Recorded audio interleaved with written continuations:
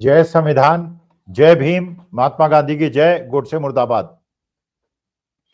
देखिए, अभी तक मैं मानता था कि भारतीय जनता पार्टी एक स्ट्रेटेजी पे चलने वाली पार्टी है और ये जो भी करती है आगे की सोच के करती है। और ये भी मैं मानता था कि भारतीय जनता पार्टी नैरेटिव को चेंज करना जानती है कि नैरेटिव को चेंज कैसे किया जाता है। लेकिन अब जो पिछले 15-20 दिनों से हुआ है, संसद के अंदर हुआ है, संसद के बाहर हुआ है, उससे मुझे लगता है कि जो मेरी ये भावना थी, जो विश्वास था, इसमें कुछ रद्दोबदल मुझे करना पड़ेगा। पहली बात तो मुझे ये लग रहा है कि भारतीय जनता पार्टी स्ट्रेटेजी से नहीं चल रही है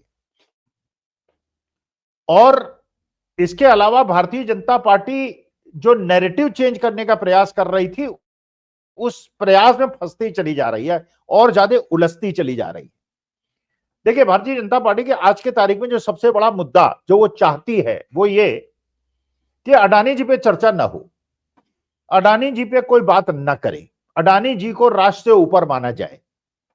भारतीय जनता पार्टी में बात कर लीजिए, आप आरएसएस में बात कर लीजिए, आप हिंदू मुसलमान में बात कर लीजिए, आप कुकी मैती में बात कर लीजिए, लेकिन अडानी जी पे कोई बात ना करे। ये एक मुद्दा तो ये समझ में आता है, क्योंकि ये बात बिल्कुल सच है कि जिस प्रकार से पूरे विश्व के अंदर, चाहे वो स्विट्जरलैंड हो, चाहे ऑस्ट्रेलिया हो, चाहे इजराइल हो, चाहे बांग्लादेश हो, चाहे श्रीलंका हो, चाहे केन्या हो, पूरे विश्व के अंदर अडानी जी पे प्रश्न चिन्ह उठ रहे हैं, चाहे हिडनबर्ग हो, और भारत के अंदर लेकिन उस पर बात करना वर्जित है।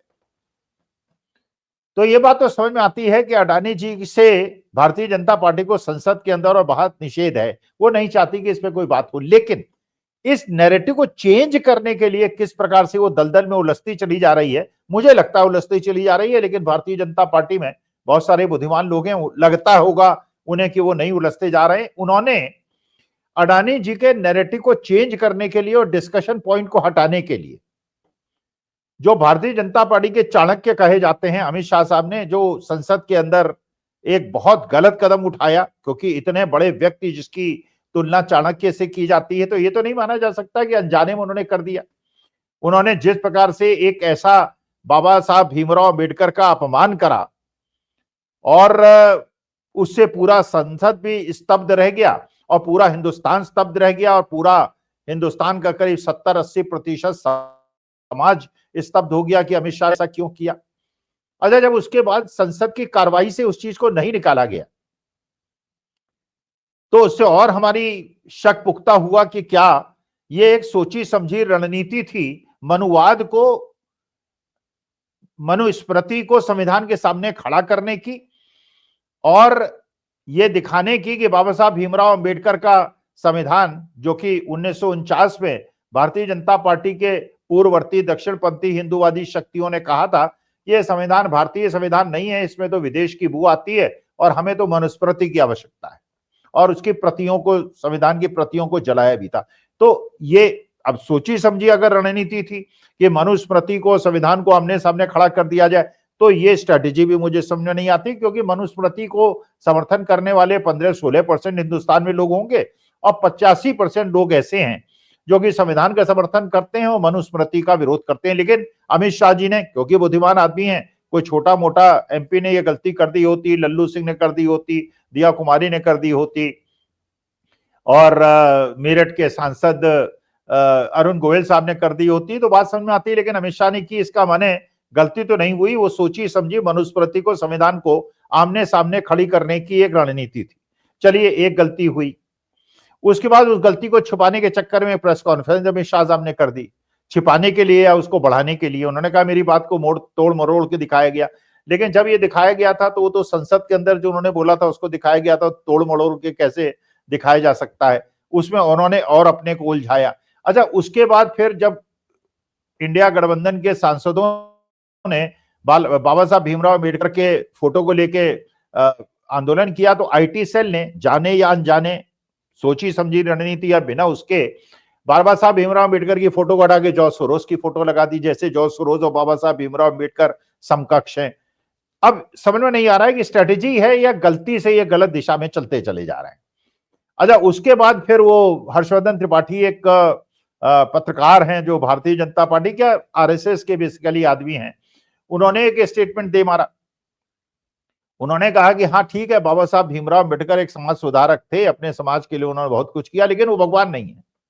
अब इसका मतलब यह है कि भगवान मानना, ये हर्षवर्धन त्रिपाठी और अखिल स्वामी तो निर्णय लेके नहीं कि किसका भगवान कौन है। सबके अपने अपने भगवान है, सबके अपने अपने आदर्श हैं, अपने इष्ट हैं। कोई अपने पिता को भगवान मानता है, कोई अपने पितामह को भगवान मानता है, कोई अपने पति को भगवान मानता है। तो इसमें हर्षवर्धन त्रिपाठी ने, इसका मतलब यह है कि उन्होंने ये करके कि एक आप तुच्छ मानव थे और भगवान से आपकी क्या तुलना। तो ये हर्षवर्धन त्रिपाठी ने और फिर मनुस्मृति और संविधान को आमने सामने खड़ा कर दिया। अच्छा, उसके बाद एक आरएसएस के और बहुत बड़े आइडियोलॉग हैं जिनका नाम सतपाल मलिक ने लिया था कश्मीर के अंदर, जो रिलायंस इंडस्ट्री की दलाली करने गए थे। नाम मैं क्यों लूं, मैं नाम नहीं लेता। उन्होंने एक और ये स्टेटमेंट दे मारा कि भारतवर्ष के अंदर जो लोग मनुस्मृति के खिलाफ बातचीत कर रहे हैं, जो मनुस्मृति के खिलाफ बोल रहे हैं, उन पर दंडात्मक कार्रवाई होनी चाहिए। इसका मतलब यह है कि आरएसएस की क्या ये विचारधारा है कि मनुस्मृति के खिलाफ बोलने पे तो दंडात्मक कार्रवाई होगी, लेकिन संविधान के खिलाफ बोलने पे कोई दंडात्मक कार्रवाई नहीं होगी। वरना बाबा साहब भीमराव अम्बेडकर का अपमान करने पे और संविधान का अपमान करने के और संसद के अंदर अपमान करने पे तो कार्रवाई होनी चाहिए थी। और लेकिन जब उसको कार्रवाई से ही बाहर स्पीकर महोदय ने नहीं निकाला, इसका मतलब यह है कि चाहते हैं कि वो मुद्दा उबले और मनुस्मृति के समर्थक और संविधान के समर्थक आमने सामने आके खड़े हो जाएं। तो मुझे जिस बात में असमर्थता हो रही है, जिस बात को समझने में परेशानी हो रही है कि भारतीय जनता पार्टी की इस रणनीति के तहत मनुस्मृति और संविधान को आमने सामने खड़ा करने का प्रयास कर रही है। क्योंकि जैसे भारतीय जनता पार्टी की रणनीति थी कि विपक्ष को हमेशा इस तरह से पोर्ट्रे करो कि वो जो है 15% मुसलमानों की समर्थक पार्टी है और 85% हिंदुओं की रक्षा केवल भारतीय जनता पार्टी, वो स्ट्रेटेजी समझ में आती है। अब बाकी वो स्ट्रेटेजी से देश का कितना नुकसान हो तो देश के जितने बुद्धिजीवी हैं वो मानते हैं। लेकिन अगर मनुस्मृति के समर्थक 15% लोगों को, 85% ऐसे लोगों को जो संविधान समर्थक हैं, सामने खड़ा कर दिया जाए, तो भारतीय जनता पार्टी को किस प्रकार से इसका फायदा होगा, ये रणनीति मुझे समझ में नहीं आती। तो मुझे ऐसा लगता है कि जो नैरेटिव अडानी जी से शुरू हुआ था, जिसपे लोग चाहते थे कि बात हो जाती, अगर उसपे बात कर लेनी दी गई होती, और क्योंकि जो विश्व के अलग अलग देशों से अडानी जी के बारे में जिस प्रकार की सूचनाएं निकल के आ रही हैं, उससे ये पता चल रहा है। अब जैसे कुवैत गए हैं महामानव मोदी जी, तो हो सकता है कुवैत के अंदर भी, क्योंकि जब मोदी जी विदेश जाते हैं और किसी भी देश में जाते हैं तो उसके थोड़े दिनों के बाद एक सूचना मिलती है कि वहां पे अडानी जी को कोई नया कॉन्ट्रैक्ट मिल गया। तो वो कुवैत गए हैं तो हो सकता है वहां पे भी कोई नया कॉन्ट्रैक्ट अडानी जी को मिलने वाला हो। लेकिन अडानी जी की रक्षा करने के चक्कर में भारतीय जनता पार्टी ने जिस प्रकार की परेशानियों में आपको उलझा लिया है, वो बात मुझे समझने में असमर्थ हूं कि ये जो भारतीय जनता पार्टी के चाणक्य, अच्छा फिर और समझ में नहीं आ रहा है, मोहन भागवत जी जो आरएसएस के प्रमुख हैं, उन्होंने एक स्टेटमेंट दिया जो एक जनरल स्टेटमेंट है, एक उचित स्टेटमेंट है। किसी भी भारत के निवासी को और देश के अंदर सद्भाव संभाव स्थापित करने की इच्छा रखने वाले का स्टेटमेंट होना चाहिए। अब वो मन से दिया गया था, एज ए स्ट्रेटेजी दिया गया था, भारतीय जनता पार्टी को कवर फायर देने के लिए किया गया था, वो मुझे नहीं पता। लेकिन मोहन भागवत जी ने ये कहा कि ये जो हर मस्जिद के नीचे आप मंदिर ढूंढ रहे हैं, ये करने की क्या आवश्यकता है। लेकिन उसमें जो इनके एक बहुत एक ऐसे जिनको ये महामंडलेश्वर और पता नहीं किस किस उपाधि से करते हैं, जिनके मतलब नेत्र विहीन है, वो देख नहीं पाते हैं। और उन्होंने मोहन भागवत जी को चैलेंज कर दिया कि मोहन भागवत जी कौन होते हैं, हमें वो हमारे कंट्रोलर नहीं है, हम उनके कंट्रोलर हैं। तो अब ये तो भारतीय जनता पार्टी और आरएसएस के बीच में क्या इस प्रकार से तलवारें खिंच गई हैं कि भारतीय जनता पार्टी द्वारा नवनिर्मित महामंडलेश्वर आरएसएस प्रमुख, जो कि भारतीय जनता पार्टी के हमेशा से एक स्थायी स्तंभ हैं जिन्होंने समर्थन किया, क्या इसके पीछे ये भी बू नहीं आती है कि जो नड्डा साहब ने कहा था कि बीजेपी अभी इतनी स्ट्रांग हो गई है, उसको आरएसएस की आवश्यकता नहीं है। तो ये एक नोरा कुश्ती हो रही है, या वास्तविकता में मोहन भागवत जी का इतना स्थानहीन हो गया है कि एक महामंडलेश्वर जो कि भारतीय जनता पार्टी के कृपा पात्र हैं, वो मोहन भागवत, या एक नौटंकी हो रही है, केवल नैरेटिव को चेंज करने का प्रयास हो रहा है कि जिस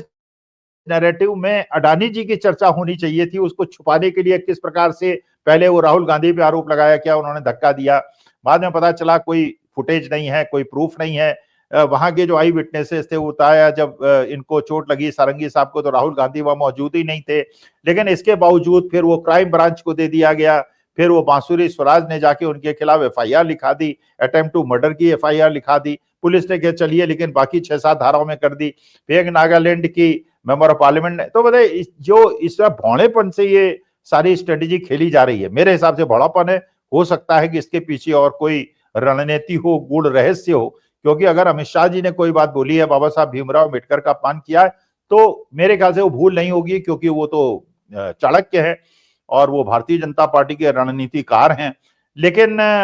अब जिस प्रकार से नैरेटिव को चेंज करने के लिए और अडानी जी को बचाने के लिए कवर फायर देने के लिए एक नया मुद्दा और उठा दिया इन्होंने कवर फायर देने के चक्कर में। अभी तक तो ये मुसलमानों से लड़ रहे थे, क्रिश्चियनों से लड़ रहे थे, कुकीज से लड़ रहे थे, ये आदिवासियों से लड़ रहे थे, ये दलितों से लड़ रहे थे, बाबा साहब भीमराव अम्बेडकर का अपमान। अब ये बौद्धों से भिड़ गए। स्वामीनारायण और सनातन धर्मियों के बीच में गुजरात के अंदर आप जानते हैं कितनी ज्यादा तनातनी 2-3 साल पहले हो गई थी, जबकि स्वामीनारायण जी के भी फॉलोवर्स गुजरात के अंदर बहुत ज्यादा हैं और सनातनी भी बहुत ज्यादा हैं, उनके बीच में भी युद्ध हो गया था। अब इन्होंने एक बौद्धों के ऊपर आक्रमण कर दिया, जबकि आपको पता है कि बाबा साहब भीमराव अम्बेडकर का एक एक करके जिस प्रकार से मनुवाद का समर्थन करना, बाबा साहब भीमराव अम्बेडकर का अपमान करना और जिस प्रकार से ये सारे स्टेटमेंट दिए जा रहे हैं, तो बताइए। अच्छा, ये भी आपको पता है कि बाबा साहब भीमराव अम्बेडकर हिंदू धर्म में पैदा जरूर हुए थे, लेकिन मरे वो एज ए बौद्ध थे। उन्होंने कहा भी था कि वो हिंदू धर्म में पैदा हुआ और लेकिन मरूंगा नहीं। अब वो बौद्ध हुए थे और बदायूं के अंदर एक बौद्धों के मठों में एक स्थान जहां बौद्ध अपनी सब जो कहते हैं कि भगवान बुद्ध ने वहां जाके स्थान ग्रहण किया था और तपस्या की थी और गहन चिंतन किया था, उस स्थान पे बजरंग दल के लोग पहुंच गए, उन्होंने वहां बवाल काट दिया और वहां से भिक्षुओं को भगा दिया। तो ये क्या करना चाह रहे हैं, क्योंकि मानी बात है कि देश के अंदर बहुत बड़ी जनसंख्या ऐसी भी है जो बौद्ध है, जो बाबा साहब भीमराव अम्बेडकर की समर्थक है। तो केवल 15% मनुवादियों के लिए, मनुस्मृति का समर्थन करने वालों के लिए अगर संविधान और 85% लोगों को अपना दुश्मन बना के किस प्रकार का राजनीतिक स्ट्रेटेजी भारतीय जनता पार्टी की है, यह मुझ जैसे तुच्छ मानव अखिल स्वामी को तो समझ में नहीं आ रही है। अगर आपको समझ में आ रही हो तो मुझे बताइएगा। नमस्कार, धन्यवाद और प्रणाम।